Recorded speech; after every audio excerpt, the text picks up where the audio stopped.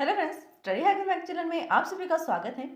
Last video में हम topic कर रहे थे कि what are the characteristics of AI problems, कि एआई प्रॉब्लम्स की कौन सी ऐसी कैरेक्टरिस्टिक्स हैं जो कन्वेंशनल प्रोग्राम्स या सॉफ्टवेयर्स में नहीं होती। ठीक है, उसके लिए हमने कुछ पॉइंट्स भी डिस्कस किए थे, which is combinatorial explosion of solutions, symbolic processing, separate control and data, frequent modification. ठीक है, तो आज की वीडियो में स्टार्ट करते हैं और नेक्स्ट पॉइंट को डिस्कस करेंगे, which is deal with the implicit and incomplete data. AI programs deal with the implicit, incomplete and noisy data, whereas conventional programs operate with the explicit and complete information. ठीक है, अब ये क्या कह रहे हैं कि जो AI के प्रोग्राम्स होते हैं, AI के प्रोग्राम्स लिखता है प्रोग्रामर, तो वो प्रोग्राम्स AI के किसके साथ डील करते हैं? वो डील करते हैं इम्प्लिसिट। इम्प्लिसिट का मीन्स क्या होता है? अपने आप, प्री बिल्ड, मतलब कुछ फैक्ट्स पर, जो फैक्ट्स होते हैं, डिपेंडेंट रूल्स होते हैं, उन पर काम करता है। और किस पे काम करता है वो? इनकम्प्लीट। इनकम्प्लीट मीन्स आपके पास किसी भी चीज की इंफॉर्मेशन है बट वो आधी अधूरी है, पूरी इंफॉर्मेशन नहीं है आपके पास, तो incomplete. Noisy data, noisy data का मीन्स ये होता है कि जो इंफॉर्मेशन है, इंफॉर्मेशन जो है उसके अंदर कुछ फेक इंफॉर्मेशन भी हो सकती है और मोस्ट रियल इंफॉर्मेशन भी हो सकती है। ठीक है, फेक और रियल दोनों का मिक्सचर है नॉइसी डेटा।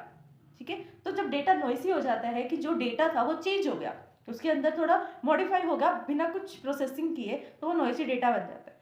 तो एआई प्रॉब्लम जो होती हैं वो इम्प्लिसिट, इनकम्प्लीट और नॉइसी डेटा पर वर्क करती है। अनकन्वेंशनल प्रोग्राम्स जो होते हैं वो किस पे वर्क करते हैं? एक्सप्लिसिट, जो बाहर की थिंकिंग होती है, बाहर जो यूजर दे रहा है, उसको इनपुट दे रहा है या बता रहा है, कुछ भी रूल्स डिफाइन कर रहा है, तो वो एक्सप्लिसिटली उसको बता रहा है, मतलब हर एक चीज उसको प्रोग्राम लिखकर बताई जा रही है कंप्यूटर सिस्टम को, जो कन्वेंशनल प्रोग्राम्स का यूज करते हैं। कंप्लीट इन्फॉर्मेशन पर ये वर्क करता है, मतलब अगर कुछ भी इससे प्रोग्राम सोल्व करवाना है या कोई भी इक्वेशन को सोल्व करवाना है, देन उसके इक्वेशन के बारे में कन्वेंशनल नॉलेज को, कन्वेंशनल प्रोग्राम्स को कंप्लीट नॉलेज होनी चाहिए, अदरवाइज उस प्रॉब्लम को सोल्व नहीं कर पाएगा। बट एआई के केस में ऐसा नहीं है, वो इम्प्लिसिट भी, इनकम्प्लीट और नॉइसी डेटा पर इजिली वर्क कर सकता है। That is with the implicit, incomplete and noisy data. Ability to learn, ability means योग्यता, किसी भी चीज के लिए कैपेबल होना, और लर्न, लर्न का मीन्स होता है सीखना, मतलब हमारे अंदर एबिलिटी टू लर्न है, इसका मतलब हम किसी भी चीज को सीख सकते हैं, इतनी योग्यता है।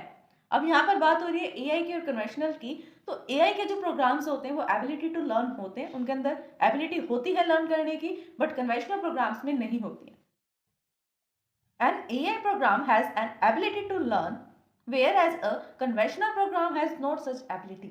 इसका मतलब है कि AI प्रॉब्लम्स जो होती है, AI प्रोग्राम्स होते हैं, उनके अंदर एबिलिटी होती है कि वो सीख सके, कुछ भी चीज लर्न कर सके, चाहे वो सेल्फ लर्निंग हो या किसी ने उसको सिखाया और फिर उसने लर्न किया। ठीक है, बट उसके अंदर एबिलिटी होती है लर्न करने की।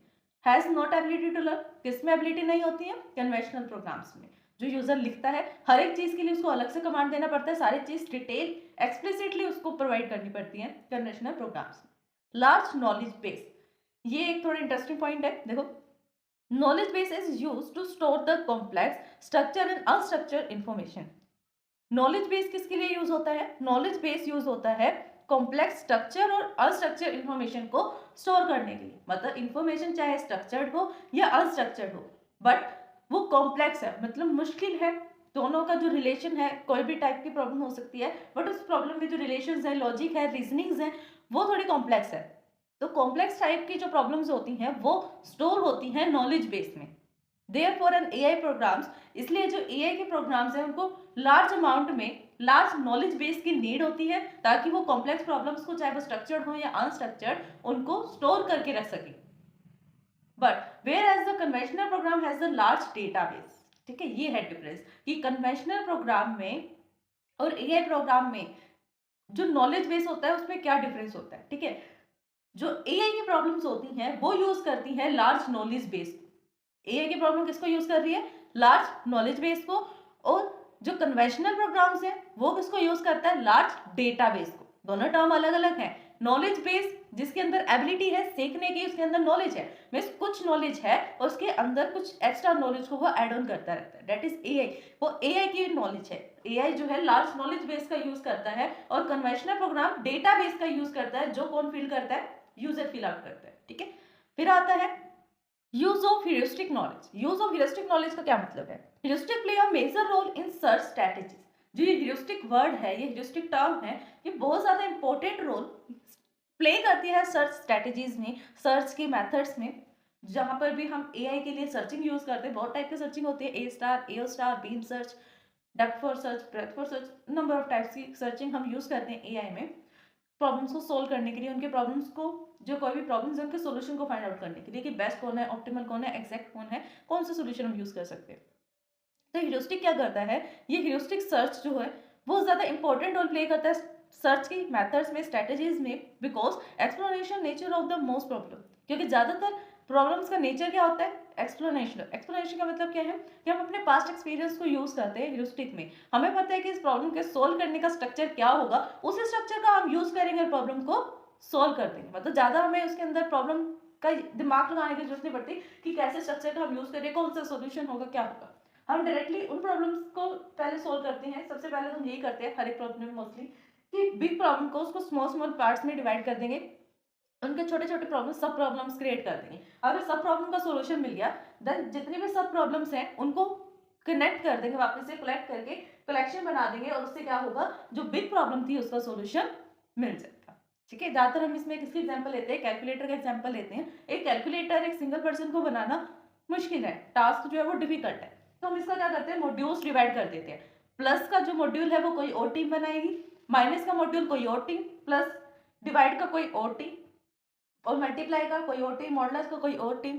बहुत सारे जो साइंटिफिक कंप्यूटर्स होते हैं, साइंटिफिक कैलकुलेटर्स होते हैं, उनके अंदर तो और भी ज्यादा टर्म्स होती हैं, जैसे स्क्वायर है, क्यूब है, मतलब डिफरेंट डिफरेंट टाइप के फंक्शन होते हैं। तो सबको अलग अलग टीम्स को असाइन कर दिया जाता है कि आपको ये मॉड्यूल बनाकर देना है। ठीक है, तो फिर क्या होगा, जैसे ही सब मॉड्यूल्स का प्रॉब्लम सोल्व हो जाएगा, इन प्रॉब्लम्स को उठाएंगे और एक बिग प्रॉब्लम का सोल्यूशन हमें मिल जाएगा, जब हम सबके सब प्रॉब्लम्स को एक साथ ज्वाइन कर देंगे, कंबाइन कर देंगे। ठीक है, कंबाइन करने के बाद हमें किसका सोल्यूशन मिलेगा, बिग प्रॉब्लम का। AI use the heuristic search to cut और रिड्यूस द सर्च ट्री। इसका मतलब है कि जो एआई की प्रॉब्लम्स होती हैं, ये एआई के प्रोग्राम्स होते हैं, वो ह्यूरिस्टिक सर्च का यूज करते हैं। क्यों करते हैं, ताकि जो प्रॉब्लम्स के सॉल्यूशन है, सर्च ट्री है, उसको हम थोड़ा रिड्यूस कर सके, उसको थोड़ा कट ऑफ कर सके। रिड्यूस का मतलब क्या है, देखो ह्यूरिस्टिक सर्च में हम अपने एक्सपीरियंस का यूज करते हैं, तो एक्सपीरियंस से कम ये तो बता सकते हैं ना कि किस टाइप की प्रॉब्लम में कौन से टाइप के सॉल्यूशन का यूज हो सकता है। अब हमें हर एक सॉल्यूशन को चेक करने की नीड तो नहीं है। हर एक सॉल्यूशन हम कहाँ चेक करते हैं, जहां हमें ह्यूरिस्टिक सर्च नहीं लगाते या हमें नहीं पता होता कि कौन से टाइप का प्रॉब्लम है और कैसे इस पे सॉल्यूशन लगाना होता है। ठीक है, ह्यूरिस्टिक सर्च में तो डेफिनेटली बात ही एक्सपीरियंस के बेस पर होती है। एक्सपीरियंस में हम काम करते हैं, हमें थोड़ी बहुत नॉलेज होती है उस प्रोग्राम या उस सॉल्यूशन, उस प्रॉब्लम के बारे में, जिससे हम उसको आइडेंटिफाई कर सके।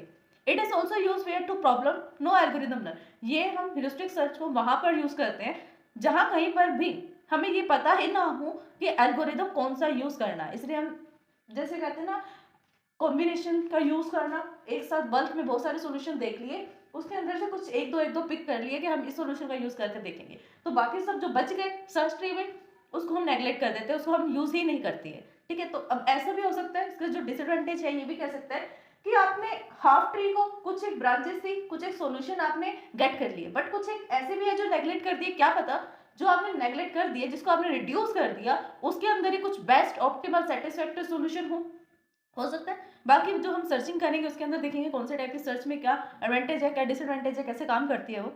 अभी के हम इतना देखते हैं कि ह्यूरिस्टिक सर्च वहां पर यूज होता है जहां हमें नहीं पता कि एल्गोरिदम क्या यूज होनी है, और हम चाहते हैं कि हम कुछ एक सोल्यूशन को ट्राई करें, बाकी सबको रिड्यूस करके। For an example, in share trading there is a not defined algorithm. अब हमें कोई भी चीज शेयर है, बेचना है, हम ये कैसे डिसाइड करें कि कौन सा शेयर हमें खरीदना है और कौन सा शेयर हमें बेचना है, कैसे पता लगेगा?